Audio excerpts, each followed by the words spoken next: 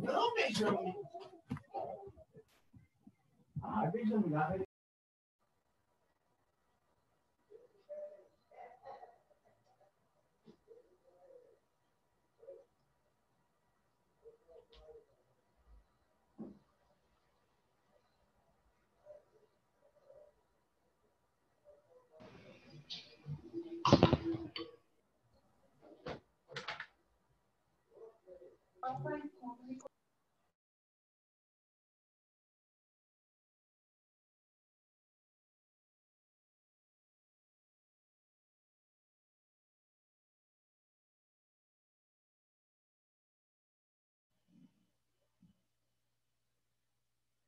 Olá, pessoal, boa noite. Como é que vocês estão? Todo mundo bem? Boa noite. Boa noite, professor. Beleza, pessoal. Sejam bem-vindos aí para a nossa aula do dia, merecida filosofia, para nós refletirmos, pensarmos um pouco fora da caixinha, né? E hoje nós vamos adentrar em um capítulo muito importante, num tópico muito importante, muito cobrado, inclusive, no Enem, que é justamente sobre a epistemologia moderna, racionalismo e empirismo, tudo bem? Então, é uma temática muito forte para o Enem. Costumeiramente vinha sendo cobrado uma questão sobre empirismo, racionalismo ou criticismo kantiano todo ano. O ano passado caiu uma de Kant. Então, muito provavelmente esse ano ou vem de racionalismo ou vem de empirismo, porque ela é um tema muito forte para o Enem. Tá? Então, embora seja um conteúdo um pouquinho grande, denso, nada que supere o talento de vocês. Tá? Deixa eu abrir aqui e projetar o slide. Esse material, só lembrando, né, ele está disponível lá no grupo da turma. Se vocês não conseguirem baixar, me avisa que eu envio de novo para vocês. Ok? Então, projetando aqui. Beleza, pessoal. Abriu aí para vocês? Está todo mundo conseguindo visualizar o slide? Está aparecendo aí para vocês? Professor? Pode falar. Sim. É sociologia ou filosofia? É filosofia. A gente continua com modernidade na filosofia, porque a gente trabalhou modernidade na sociologia, né? E aí hoje a gente dá sequência na modernidade no campo da filosofia. Tudo bem? Beleza, galera? Essa parte já tem na apostila, né? Na segunda. Sim, tem na apostila. Perfeito. Epistemologia moderna. Beleza? Obrigada. Show de bola. Então, à medida que a gente vai avançando com a aula, você vai me perguntando, tá? Eu vou diminuir agora a digitação. Por que eu vou diminuir? Para a gente ganhar um upgrade, ganhar um tempinho, porque senão a gente atrasa o conteúdo.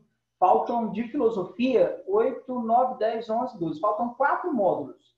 E de sociologia faltam também 4. Então, só falta pouquinho na reta final aí para o Enem para a gente fechar tanto filosofia quanto sociologia. Mas para eu não perder muito tempo digitando, já está tudo digitadinho. Então, vocês só vão acompanhando explicações. E, à medida do possível, você, professor, não entendi. Eu vou parando também para dar espaço para vocês perguntarem também. Ok? Então, o que trata esse capítulo, esse módulo de epistemologia moderna? Um dos maiores problemas da filosofia na modernidade é justamente o como, o caminho, a maneira, o método para se chegar ao conhecimento. Como conhecer, né? E é esse o foco da nossa aula, justamente a questão envolvendo a epistemologia. Professor, o que significa epistemologia? Episteme, conhecimento. Logia, logos, estudo. Basicamente, a epistemologia, ela estuda o caminho para se chegar ao conhecimento. Como conhecer? Então, lá no século, a partir do século 17 e 18, surgem duas importantes correntes de pensamento que buscavam chegar ao conhecimento, conhecer o mundo. Cada uma propôs um método, um caminho. E a palavra método vem do grego meto, que significa busca, e eidos, caminho. O caminho, a busca do conhecimento. Tudo bem? Então, o que é a epistemologia moderna?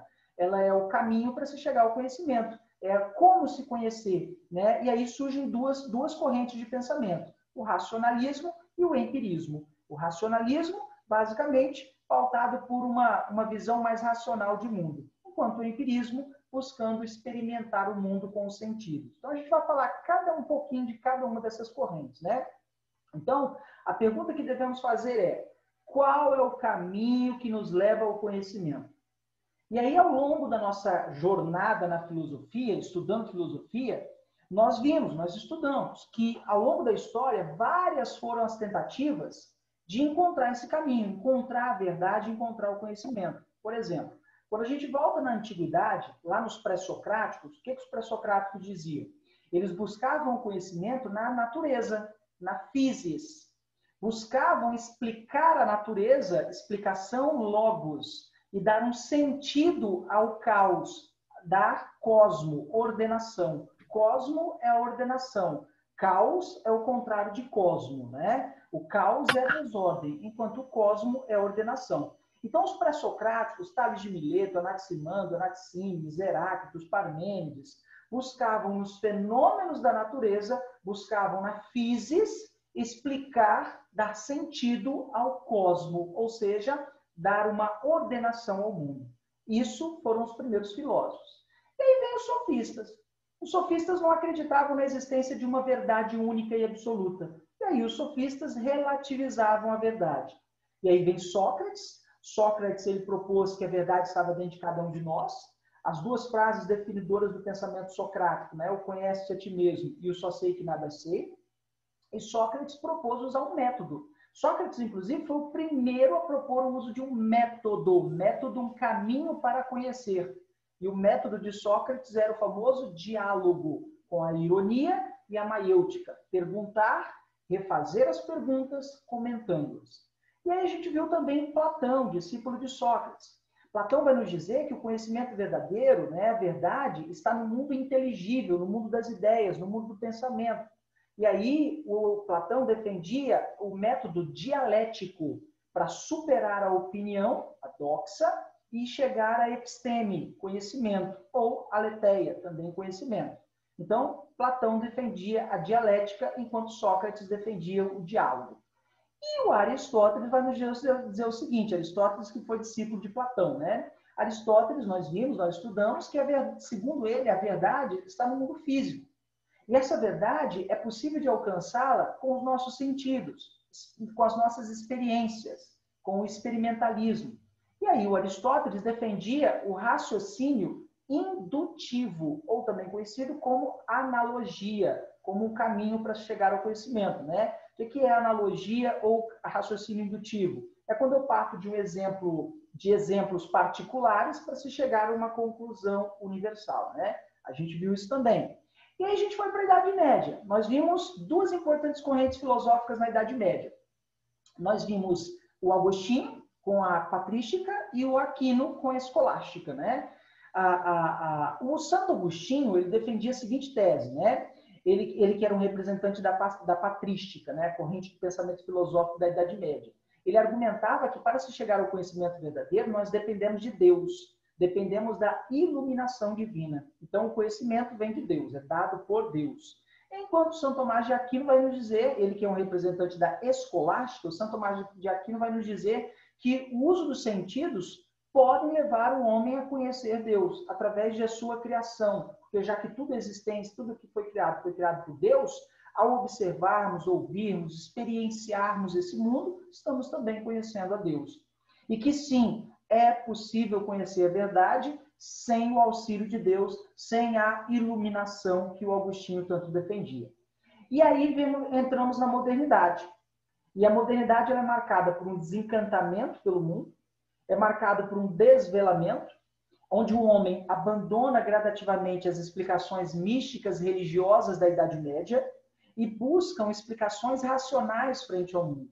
Até a Idade Moderna, para vocês terem uma ideia, toda a explicação do mundo, para os seus fenômenos da natureza, era dada com base em Deus. Choveu Deus que quis, ventou Deus que quis, não choveu Deus que quis também. E aí o homem moderno, racionalista, ele vai dizer o seguinte, peraí, vamos ver a chuva. Calor, elevação da temperatura, a água evapora, forma-se massa de ar quente e úmida, massa de ar quente e úmida encontra massa de ar fria, precipitação, chuva. Opa! Expliquei de maneira lógica e racional o fenômeno da natureza chamado chuva. Deus criou a água, mas a chuva é um fenômeno da natureza. É isso que a galera da modernidade está dizendo. A galera da modernidade, os filósofos da modernidade, estão buscando explicar a natureza, os fenômenos da natureza, de uma maneira mais lógica, racional. E, claro, né, buscando, através das experiências com essa natureza, provar a existência de Deus. Olha que interessante isso. provar a existência de Deus com base nas experiências com a natureza. E aí, galera, né, basicamente, o que a gente tem aqui, professor? A partir da modernidade, surgem dois caminhos para se chegar à verdade, ao conhecimento verdadeiro. O caminho do racionalismo e o caminho do empirismo. Professor, o caminho é um método, né? Exatamente. Surgem dois métodos, racionalismo e o empirismo. E depois nós vamos ver que vai surgir o criticismo kantiano, mas quando a gente estudar Immanuel Kant, a gente entra nessa parte, tá? Então, o que diz o racionalismo? O racionalismo argumenta que a razão é o fundamento de todo conhecimento. O pensamento lógico e racional é o único capaz de levar o indivíduo ao conhecimento verdadeiro. O empirismo, por sua vez, vai dizer o seguinte, não é bem assim não. Para se chegar ao conhecimento verdadeiro, eu preciso viver, experienciar. Eu preciso fazer análise e observação. Eu preciso fazer experimentos. E aí o empirismo, a palavra empirismo significa experiências, tá? O empirismo defendia as experiências, o uso dos sentidos. Então, resumidamente, enquanto o racionalismo propõe usar só a razão para conhecer a verdade, o empirismo propõe usar as experiências, os nossos sentidos. Professor, dá um exemplo bem prático. Vamos lá. Vou mostrar para vocês... Oi, pode falar? Dúvidas? Alguém quer perguntar alguma coisa? Não? Tranquilos? Beleza. Tranquilo, professor. Oi, não entendi? Tranquilo, professor. Beleza, então. Então, vou mostrar para vocês como que vocês agora vão me mostrar um pensamento racional, da onde vocês vão tirar um conhecimento a partir da razão. Vocês vão me dizer a primeira coisa que vem à mente de vocês. Vamos lá. Verde, redondo, rugoso, ácido e cítrico. Primeira coisa que vem à mente. Limão? Exatamente. Beleza. A maioria de vocês provavelmente chegou à conclusão de que é um limão. Sem sequer ter experimentado, vocês chegaram à conclusão de maneira lógica e racional, através das características, de que é um limão. Esse tipo de conhecimento é um conhecimento racional.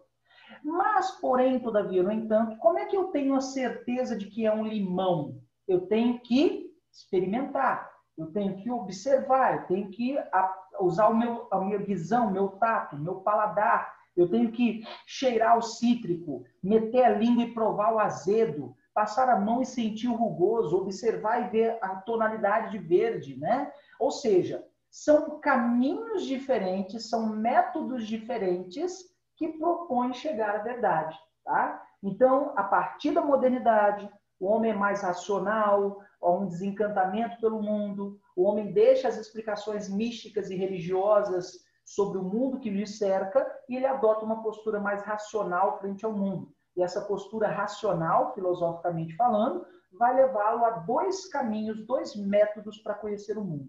O método racionalista e o método empirista. Tudo bem até aí, galera? Alguém tem alguma dúvida sobre o que é o racionalismo e o que é o empirismo? Professor, eu não tenho dúvida sobre o que é cada um. Mas eu queria saber se esses dois caminhos, eles não seriam um conjunto, ou se eles realmente se contrariavam, né? Boa pergunta.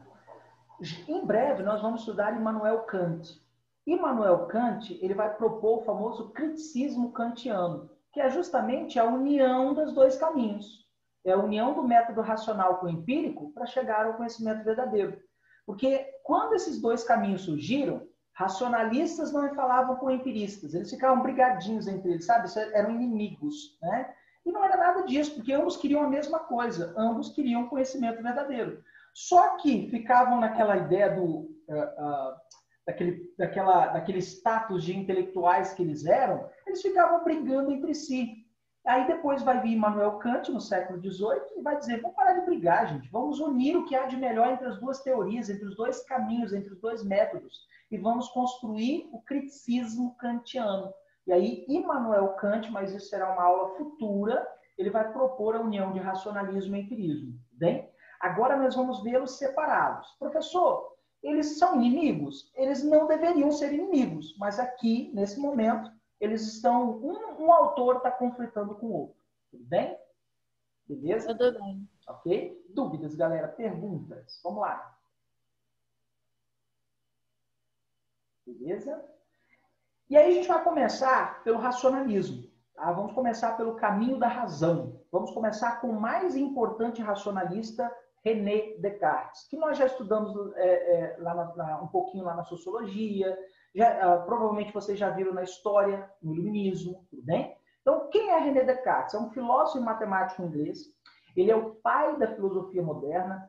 Ele que teve uma formação científica, humanista, formou-se na Universidade de Poitiers, na França. Ou seja, ele é um cara que, para muitos pensadores da história da filosofia moderna, ele é comparado a Sócrates. Como assim, professor? O cara é como Sócrates? Exatamente. Assim como Sócrates foi o primeiro a desenvolver o método socrático, lá na antiguidade, o René Descartes, na modernidade, desenvolveu o famoso método cartesiano. Então, nós vamos estudar aqui o método cartesiano. Muito provavelmente, você já estudou René Descartes na matemática, né? O plano cartesiano. Pô, professor, o cara é matemático, filósofo, pensador, o cara é das galáxias, o cara é importante, né? Então, nós vamos estudar aqui o método cartesiano. A partir de uma obra filosófica de Descartes que é muito importante, que é o Discurso do Método, em que essa obra publicada em 1637 é um grande tratado matemático e filosófico, em que Descartes, usando o método, o caminho, ele tentou provar a existência de Deus. Aí a gente vai falar já da prova de Deus, como que ele provou a existência de Deus usando o raciocínio matemático. Vai falar disso já, com sangue no olho, inclusive, tá? E outra obra que nós vamos falar aqui também é a obra Meditações Metafísicas, que também é um trabalho matemático, é um tratado matemático que aprofundou um pouco mais as ideias do discurso do método, em que Descartes desenvolveu o método da dúvida, ou o famoso cogito ergo sum, o penso logo existo. Então nós vamos trabalhar essa ideia de René Descartes a partir dessas duas obras, Discurso do Métodos e Meditações Metafísicas, tudo bem? Então vamos analisar, vamos partir do princípio do que é. Oi, pode falar, galera? Mas como assim, de uma forma matemática? O raciocínio matemático é um raciocínio lógico. Então, se eu uso a lógica matemática, eu consigo provar alguma coisa. O que vocês fizeram para chegar à conclusão de que era um limão, vocês usaram um raciocínio lógico. Todo raciocínio lógico é um raciocínio matemático. Tudo bem? Ah, tá. Entendi. Ok? E aí, galera, o que o René Descartes nos propõe? O René Descartes foi um racionalista, repito, defensor de um pensamento lógico e racional. Ele que era um matemático, né? E, segundo ele, somente o pensamento lógico e racional poderia levar o homem a conhecer a verdade indubitável. O que é uma verdade indubitável? Inquestionável. Tá? E aí, segundo Descartes, a dúvida é o primeiro passo para se chegar ao conhecimento.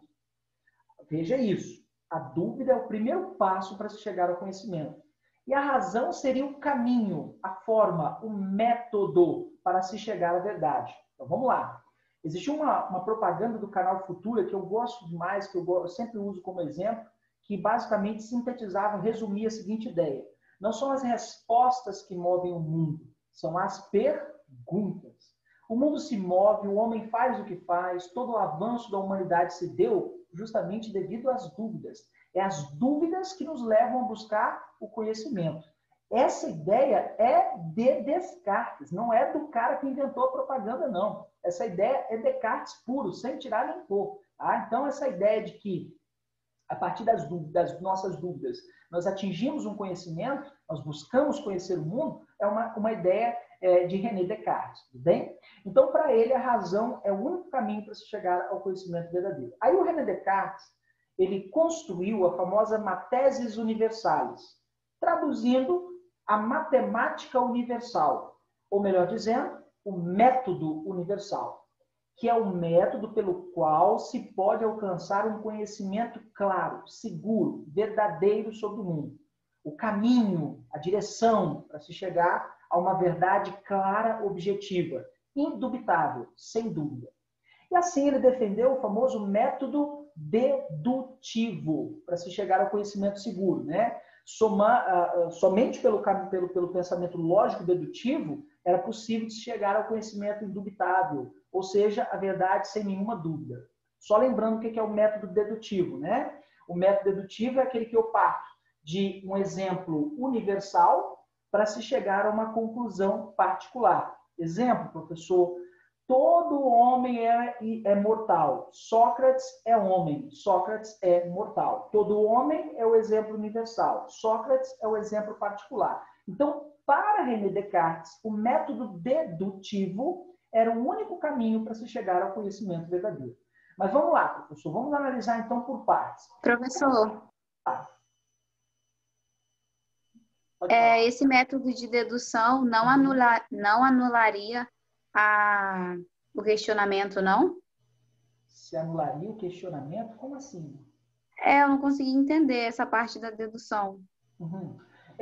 A dedução é um método, é o caminho, é a maneira de se chegar ao conhecimento. Então, o René Descartes ele defendia esse método, que é o método dedutivo.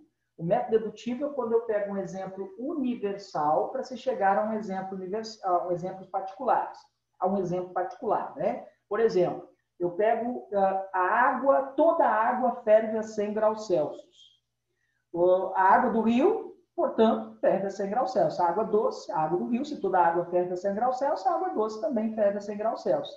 Então, eu parti de um exemplo universal, que é toda a água ferve a 100 graus Celsius, peguei um exemplo particular, que é a água doce de um rio, e fervi ela e cheguei à conclusão de que, sim, ela ferve a 100 graus Celsius. Então, eu parti de um exemplo universal para se chegar ao particular. Entende isso? Sim, entendi. Ok? E aí, qual é o caminho que René Descartes nos diz? Ele nos diz que para chegar a esse conhecimento verdadeiro, algumas regras precisam ser seguidas. O famoso método cartesiano, ele precisa seguir algumas regras bem específicas. Na verdade, são 4 regras básicas. A primeira regra é a regra da evidência. Essa regra da evidência é onde eu passo o chamado funil da dúvida. É o momento de verificação, que pode ser, segundo René Descartes, né, tanto o ponto de chegada quanto o ponto de partida, se eu quiser repetir a experiência, né? Nessa regra, só se pode aceitar o que não pode ser colocado em dúvida. Olha que interessante isso. Só se pode aceitar, passar no funil da dúvida, aquilo que não se pode duvidar. E aí deve-se passar pelo funil da dúvida os problemas. Os problemas que podem estar ligados aos sentimentos, aos fenômenos da natureza, à minha forma de pensar. Então, se eu tenho um problema, eu tenho que passar pelo funil das dúvidas. Que funil da dúvida é esse, professor? Tem que duvidar. O próprio René Descartes, o método dele é um método de dúvida. Eu tenho que duvidar, o tempo todo eu tenho que duvidar, para aí sim chegar ao conhecimento verdadeiro. Então, a primeira parte é a verificação. É o momento de eu elaborar dúvidas e passar minhas dúvidas por um funil. Depois que eu passei o meu problema pelo funil da verificação, o que eu vou fazer? Eu vou pegar o meu problema e vou dividir o meu problema em várias partes, quanto for possível, para reduzir o complexo até o simples. E aí, depois que eu dividi o meu problema em várias partes, é o momento de eu começar a resolvê-lo. E aí, o que eu faço para resolver? Eu pego do mais simples até o mais complexo. Okay? Eu pego do mais simples ao mais complexo e vou resolvendo. E na quarta e última parte, o que eu faço? É o momento da revisão, da enumeração. Eu vou revisar todo o caminho passado pelo meu problema para ver se eu resolvi mesmo o problema que eu tinha. Então, vamos lá. Professor, está um pouco confuso. Dá um exemplo de como isso funciona. Vamos a um exemplo de você arrumando o seu quarto. Às vezes, a gente, sem saber, a gente usa o método cartesiano. Às vezes, várias vezes, a gente usa no nosso dia a dia, estudando, arrumando um quarto. A gente usa, sem problema nenhum. E quando temos que arrumar um quarto, é um exemplo clássico de um método cartesiano sendo aplicado. Não sei de vocês, mas eu sou extremamente metódico. Opa, olha a palavra, metódico, método. Eu vou pelos caminhos, eu uso caminho para se chegar ao conhecimento. Por exemplo, para arrumar meu quarto, eu vou usar um caminho. Principalmente para organizar meus livros, material de trabalho, material, né, de estudo, etc, etc. Né? Então, primeiro passo, verificar. Eu vou verificar a bagunça. Ao momento aqui, ó, o funil da dúvida, da verificação, é onde está o meu problema. Eu vou verificar a bagunça. Eu vou verificar na minha bagunça o que está bagunçado, onde estão as roupas misturadas, com as limpas, com as sujas, os livros que estão espalhados, que tipos de livros, se são de história, filosofia, sociologia, os brinquedos, sim, eu brinco, e eu tenho um cachorrinho que também brinca, né? Os brinquedos, né, do Bruce. Segundo, Professor, pode falar. então esse método cartesiano ele seria um grande método de estudo também, né? Até para a gente. Exatamente. Eu vou mostrar já já como você usa para estudar. Já já, ok? Estou usando só o exemplo do quarto. Então, primeira parte, eu passei pela regra da evidência. Eu evidenciei o meu problema. Qual é o meu problema? Meu quarto desarrumado. E aí, eu passei pelo funil das dúvidas, tudo que está desarrumado no meu quarto, meus problemas. Segundo, é o momento... Pode falar. Desculpa te atrapalhar, mas o seu compartilhamento de tela, pelo menos para mim, tá todo, tipo assim, bugado. Tá bugado? Para mim tá normal. Para mim também. Tá normal. Deixa eu abrir de novo. Agora.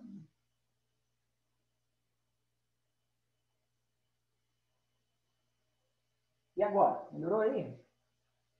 Melhorou, muito obrigada. Show de bola. E aí, galera, assim que eu verifiquei os meus problemas, então, primeiro caminho, verificar o problema. Eu vou fazer o quê? Eu vou analisar. Eu vou analisar o que está fora do lugar. Dividir os problemas, roupa suja com roupa suja, roupa limpa com roupa limpa, livros de filosofia com livros de filosofia, livros de história com livros de história, brinquedos do Bruce com brinquedos do Bruce, meus brinquedos com meus brinquedos. Ou seja, eu estou dividindo os meus problemas. Terceiro passo, o momento de resolver o problema, da síntese, né? No terceiro passo, é hora de arrumar, arrumação. Brinquedos no lugar de brinquedos, livros de filosofia na estante de livros de filosofia, história no livro de história, roupa suja não seja roupa suja, roupa limpa no guarda-roupa, ou seja, é o momento de arrumar. E na quarta e última fase é o momento da revisão. É o momento em que eu vou olhar para o geral e vou perceber se está tudo ok. E aí eu posso de novo passar pelo problema. Vamos ver se tem problema ainda, se meu quarto ainda está desarrumado. Eu posso duvidar do meu quarto estar arrumado ou não. E passo tudo novamente. O que eu acabei de usar como exemplo? Eu usei o método cartesiano para arrumar um quarto. Você pode usar para estudar. Você pode usar, por exemplo, né, para organizar os seus estudos. Opa, vou organizar o que eu tenho que estudar essa semana. Quais são os problemas, as matérias, as disciplinas que eu preciso estudar essa semana. E aí verifica o que você precisa estudar, quais são os problemas que você precisa resolver em todas as disciplinas. Beleza, verifiquei? Divide as disciplinas por matérias, por tópicos, por conteúdos e começa a estudar do mais simples até o mais complexo, sintetizar. E depois, lá na sexta-feira, quando está fechando a semana, você revisa tudo que você viu. É um método cartesiano, ok? Quem propôs isso pela primeira vez, professor? Parece a nós tão simples, né? Foi René Descartes, né? Por exemplo, nesse exato momento, cientistas estão aplicando o método científico de René Descartes para enfrentar o coronavírus. Como, professor? Primeiro, verificou-se o problema, que é o aumento de pessoas dando entrada em hospitais com problemas respiratórios, pessoas sendo entubadas, falta de leitos, falta de respiradores, alto grau de propagação da doença, pois uma pessoa pode contaminar até 6 outras pessoas. Segundo momento, analisar todos os problemas e dividir esse problema do simples ao mais complexo. Quais são os problemas? Falta de leito, falta de respiradores, elevado risco de contágio, elevado número de mortos. Agora vamos resolver o problema. Terceiro momento, resolução do problema. Do mais simples ao mais complexo. Vamos ampliar o leito de hospitais. Vamos iniciar a compra de respiradores, vamos decretar isolamento social, vamos produzir uma vacina e a cura. E quarto, revisar todo o caminho. Ou seja, nesse exato momento, vários países no mundo estão usando o método cartesiano para enfrentamento da Covid-19. Entender o método cartesiano, galera? Vamos lá, perguntas. Tudo bem? Tudo bem. Ok. Beleza, então. Vou para o próximo conceito de René Descartes. Então, René Descartes criou um método, o método cartesiano, que pode ser dividido em 4 partes. A regra da evidência, a regra da análise, a regra da síntese e a regra da enumeração. Verificar, analisar, dividindo do mais simples ao mais complexo, resolver do mais simples ao mais complexo e fazer a verificação de todo o caminho para ver se está tudo ok. Esse é o famoso método cartesiano. E aí, o que René Descartes também nos propõe, professor? René Descartes nos propõe a chamada dúvida metódica. Professor, agora vai fundir meu cérebro, né? Não é bem assim não, olha só. O que é a dúvida metódica? A dúvida metódica de Descartes é a busca pela verdade através da dúvida. O próprio Descartes nos diz, a dúvida é o primeiro passo para se chegar ao conhecimento. Então, todo conhecimento, ele vem primeiro de uma dúvida, ok? Então, mesmo não sendo um cético, o Descartes utilizou o caminho dos céticos, que é o caminho da dúvida, para se acreditar, para se chegar ao conhecimento verdadeiro, para se alcançar um conhecimento verdadeiro e indubitável. Então, a dúvida é como se fosse, digamos assim, um instrumento para o bom cientista, para o bom filósofo. E para isso, era preciso, segundo Descartes, colocar tudo em dúvida. E então ele criou os chamados estágios da dúvida, como se fossem degrauzinhos que você ia subindo, duvidando, até chegar ao conhecimento verdadeiro. Esses são os estágios da dúvida, ou estados da dúvida. Primeiro momento, você tem que duvidar dos seus sentidos. Sua audição, sua visão, seu olfato, paladar, seu tato. Você precisa duvidar dos sentidos. E por quê, professor? Porque o sentido nos engana. Dá um exemplo. Se você for comer nozes, o chocolate, e logo em seguida tomar um café, o café vai parecer muito mais amargo do que se você não tivesse comido as nozes ou o chocolate. E por que isso acontece, professor? Porque justamente a nozes e o chocolate, sua propriedade química, altera o meu paladar. Entende? Por exemplo, não sei se você já entrou numa loja de perfumes para experimentar, provar alguns perfumes. Aí você cheira um, dois, no terceiro você já não consegue distinguir o cheiro. E por quê? Porque, repito, seus sentidos podem te enganar. E aí, geralmente, a pessoa te dá um potinho de café para você cheirar. E você dá uma cheiradinha no café, eu me amarro. Eu vou só para cheirar o café. Né? Entende isso? Né? Eu entro na loja e falo, moça, você quer provar qual perfume? Não, eu quero dar uma cheiradinha no seu café. Brincadeiras à parte, né? O que eu quero dizer para vocês? Que os nossos sentidos podem nos enganar. Entende? Às vezes você está olhando para um lugar que parece distante, parece longe, mas não é. Vou dar um exemplo para você. Você olha para o céu e vê o sol. Uma bolinha. Mas o Sol é, se eu não me engano, 900 vezes maior do que a Terra. É uma bolinha de onde você está vendo, mas ele é 900 vezes maior do que a Terra. Então, os nossos sentidos nos enganam. Então, duvide dos seus sentidos. É o primeiro ponto. Duvidar dos sentidos. Segundo momento, depois que você duvidou dos sentidos, você vai duvidar da realidade, do mundo que está em sua volta. Você deve se perguntar, será que o que eu estou vivendo agora é real? Será que não passa de um sonho? E aí você tem que duvidar do mundo que está em sua volta. Será que você que está me vendo agora, você realmente está me vendo? Será que eu sou real? Você é real? Porque eu só estou vendo uma tela de computador, não estou vendo você, nem você me vendo. Você está vendo uma tela de computador. Quer dizer, você está vendo uma imagem sendo projetada. Mas será que eu estou dando mesmo essa aula? E mais, será que eu existo? Vocês existem? E se nem eu nem vocês existíssemos? Então, duvide da realidade. Duvide daquilo que você acha que é real. Esse é o segundo degrau. E, finalmente, o terceiro momento é colocar em dúvida até mesmo a razão. Você deve duvidar mesmo da razão. E aqui entra uma teoria muito interessante de René Descartes, que é a teoria do gênio maligno. Já já eu vou voltar a falar sobre isso. O gênio maligno é uma espécie de um deus enganador, que teria o poder de implantar uma razão errônea nas nossas mentes e nos desviar do conhecimento.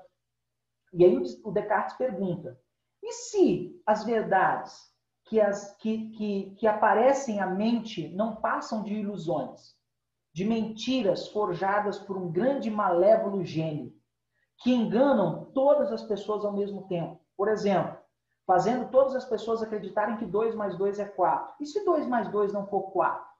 Entende isso? E aí, olha o que René Descartes está nos propondo. Duvide dos seus sentidos, duvide do mundo que você está vendo, a realidade que você vive, e duvide até mesmo da sua razão, da sua capacidade racional. Esses são os 3 estágios da dúvida. E aí Descartes ainda continua, ele nos propõe. A gente deve duvidar do nosso sentido, duvidar da realidade, duvidar da razão, só não podemos duvidar de uma única coisa, de que duvidamos. Podemos duvidar de tudo, mas só não podemos duvidar de que duvidamos. E se duvidamos, né, pensamos. E se pensamos, existimos. É daí que surge a ideia do cogito ergo sum. Penso, logo existo. Ou seja, eu posso duvidar de tudo. Eu só não posso duvidar de uma coisa, de uma única coisa, de que eu duvido. E se duvido, penso. E se penso, existo. Penso, logo existo. É a famosa frase de René Descartes. Vamos lá, pessoal. Todo mundo entendeu os estágios da dúvida e a ideia por detrás do cogito ergo sum, do penso, logo existo? Professor, Pode falar. eu fiquei em dúvida em relação ao duvidar da razão. O pensamento seria voltado para o empirismo, para dar lugar ao empirismo ou não? Não, não. Muito pelo contrário. Ao duvidar da razão, ele está nos levando a, novamente, deixa eu voltar aqui, ó, a passar novamente todo o meu problema pelo funil da dúvida. Para eu, mais uma vez, fazer toda a verificação, análise, verificação, para mais uma vez, se necessário, passar novamente. O que está acontecendo agora com o desenvolvimento de uma vacina? Eles estão tentando tirar todas as dúvidas, se a vacina é, de fato, eficiente. Então, só há uma maneira de se chegar ao verdadeiro conhecimento, vencendo todas as dúvidas. E aí, para isso, tem um caminho, os estágios da dúvida. Duvidar do sentido, duvidar da realidade, duvidar da razão. Se necessário, duvidar, inclusive, da razão. O que não significa que eu estou anulando o método racional. O método racional é o único caminho. Mas eu tenho que mesmo duvidar do método. Eu não posso simplesmente cheguei na razão, pronto, agora eu tenho a verdade. Não, eu devo, inclusive, duvidar da razão. Entende isso? Para aí sim eu alcançar os cogito ergo sum, que eu posso duvidar de tudo, menos de que duvido. E se duvido, penso. E se penso, existo. Tudo bem, galera? Ok? Professor, pode falar. Quando ele fala para colocar em dúvida a razão, ele também se refere às verdades indubitáveis também? Não. Aí, quando eu chego a uma verdade indubitável, é aquela verdade que eu não posso mais duvidar. Não há mais como, entende? Não há mais caminho, porque ela é uma verdade única e absoluta, sabe? Então, quando eu cheguei na minha verdade indubitável, significa que eu passei por todos esses estágios das dúvidas. Duvidei dos sentidos, duvidei da realidade, duvidei da razão, apliquei o método cartesiano, fiz uma revisão, revisei uma, duas, três, quatro, cinco, pronto, tenho certeza, meu quarto está arrumado. Pronto, tenho certeza, agora eu posso enfrentar a Covid-19. Pronto, tenho certeza indubitável de que estudei tudo o que precisava, fechei minha semana com chave de ouro, aplicando o método cartesiano para estudar. E aí não, nesse momento não precisa mais aplicar o método, o estágio da dúvida, né? Tudo bem? Ok, galera? Veja, importante, duvidar não significa que René Descartes era um cético, ele não significa isso. Ele está dizendo apenas que é a partir da dúvida, duvidando, é que eu vou conseguir chegar ao conhecimento verdadeiro. Entende? Tudo bem, galera? Beleza? Podemos continuar? E aí, galera? Pode falar, pode falar. Aqui, e a fé?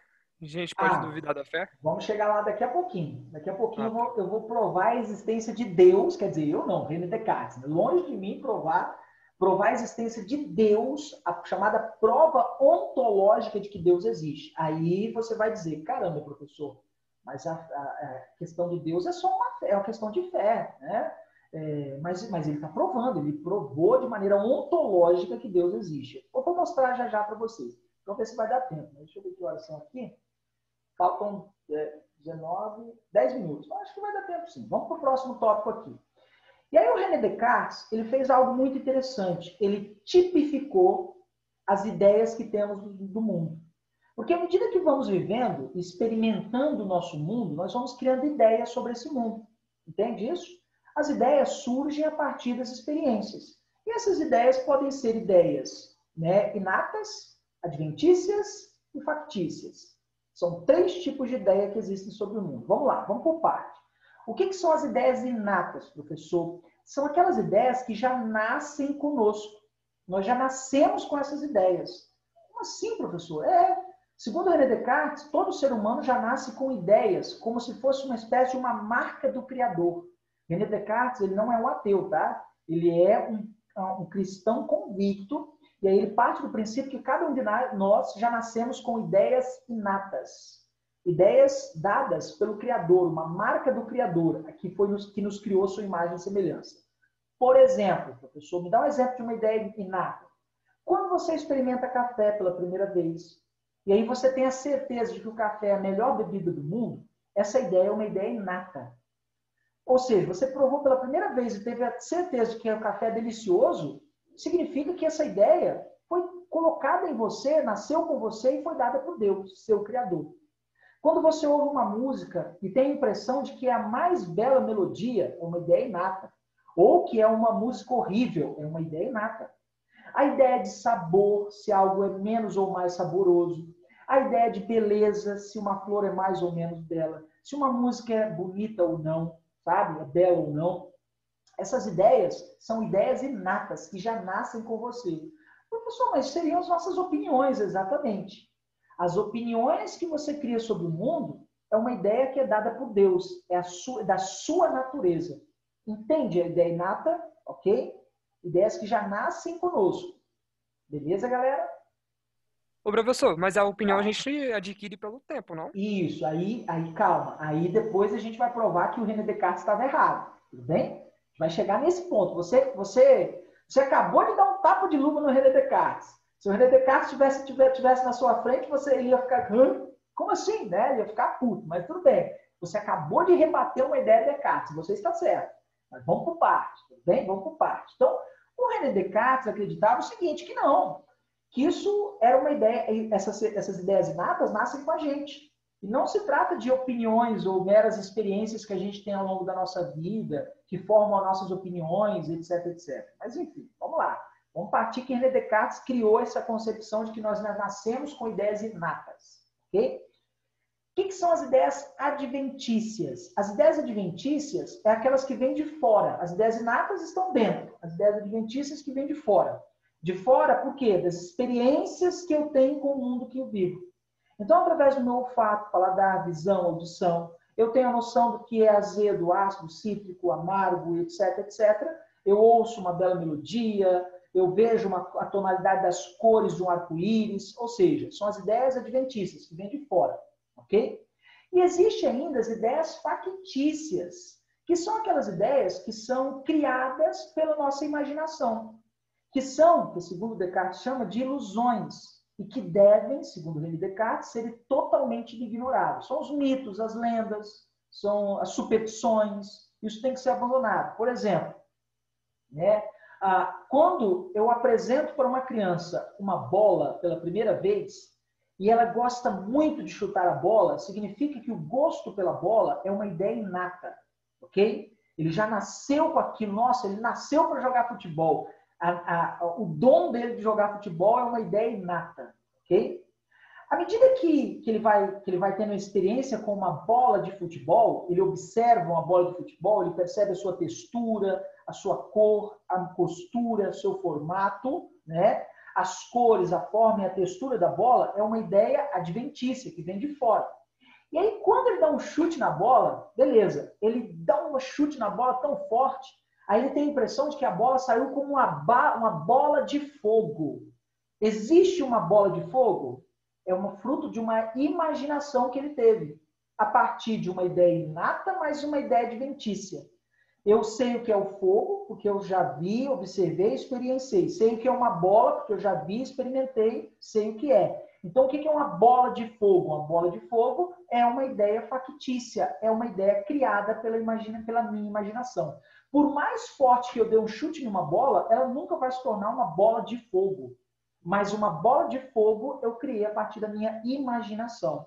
Então, o que o René Descartes fez? Ele tipificou 3 tipos de ideias. Ideias inatas, vêm de dentro, nascem conosco, ok? São as ideias que nos dão a percepção de que aquilo que a gente já nasceu gostando são ideias inatas. Aquilo que são nossas preferências, são inatas. As ideias adventícias vêm de fora. E como é que eu vivencio as ideias de fora? Através dos meus sentidos, das minhas experiências.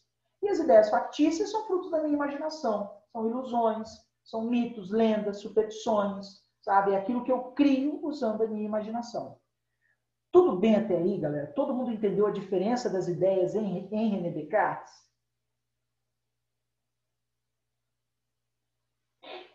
Tudo bem?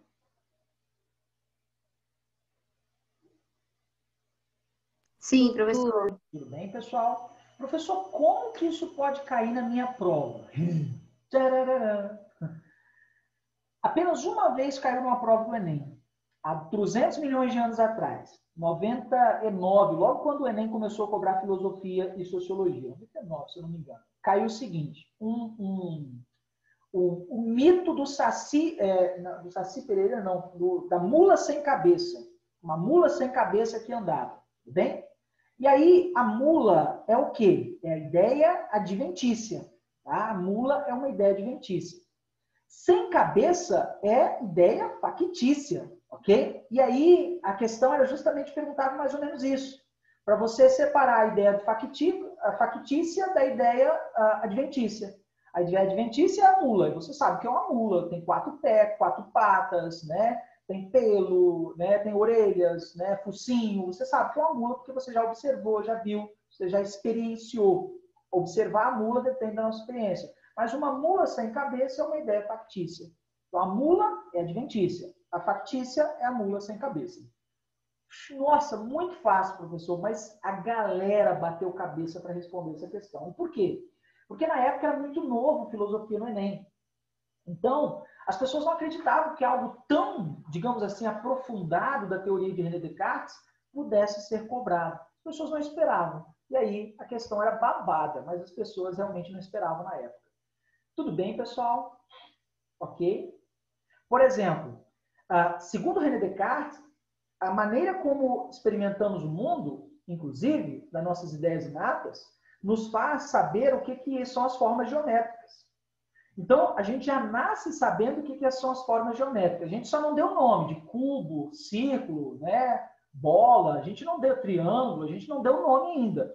Porque a gente vai aprendendo ao longo da vida, através da matemática, os seus significados.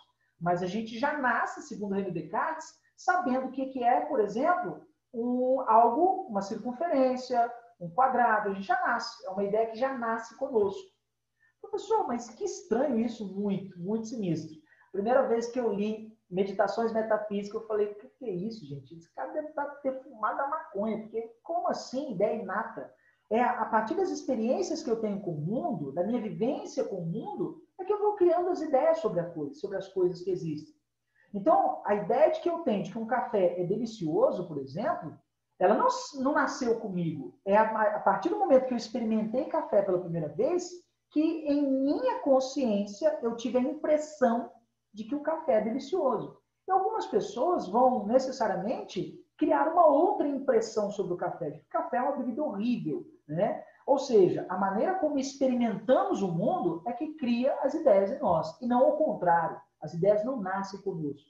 Então, sim, é possível refutar as ideias de Descartes. Lembrando, como todo intelectual, gente, todos os intelectuais, ninguém, absolutamente ninguém é infalível. Eles vão errar em alguma coisa. E o René Descartes errou nesse quesito, né?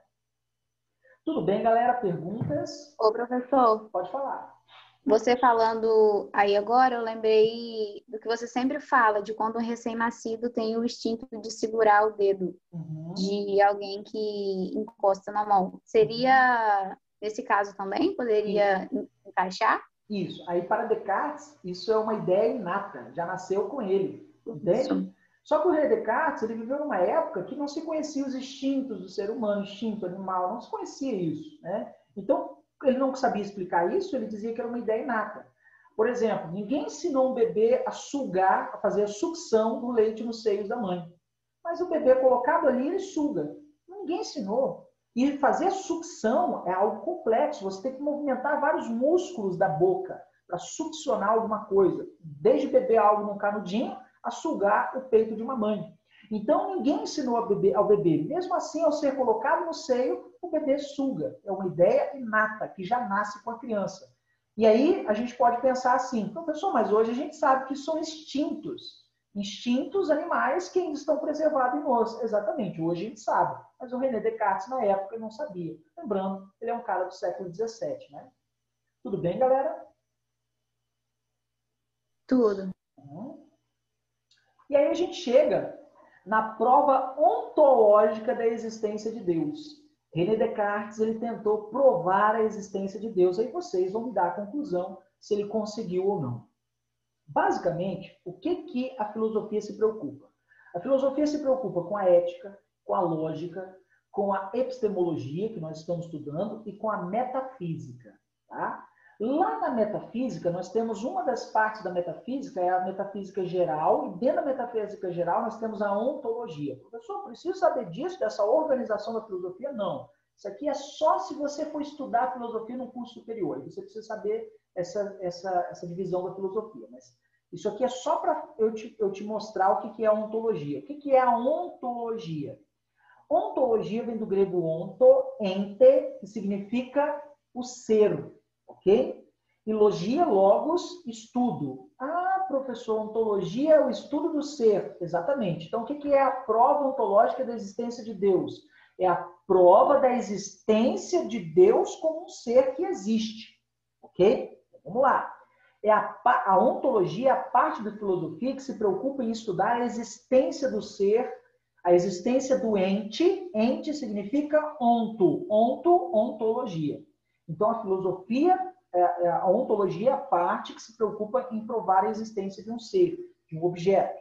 A ontologia estuda a natureza do ser, sua essência.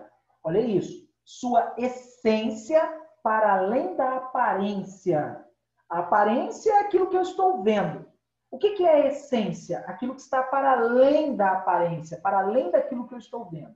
Então, como que o René Descartes buscou provar Deus? Como que ele provou a existência de Deus usando a prova ontológica da existência de Deus, galera?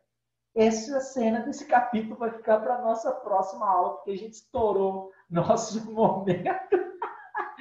Aí deixa com aquele, sabe, cenas do próximo capítulo, nessa mesma bate-hora e bate-canal, tá? Então, na aula da semana que vem, a gente prova a existência de Deus, segundo René Descartes, com a prova ontológica, tudo bem? Alguém tem alguma dúvida, alguma pergunta? Não, professor. Tranquilo, cara puto, né? Eu tenho, mas aí você responde na próxima aula? Fazer o quê? Só na próxima aula. Na próxima aula a gente prova a existência de Deus, beleza? Galera, fiquem com Deus. Boa aula aí. Vocês vão ter aula agora há pouco, né? Daqui a pouquinho. E até semana que vem, tá? Um abraço, gente. Tchau, tchau. Tchau, professor. Valeu, Falou, galera. professor. Professor.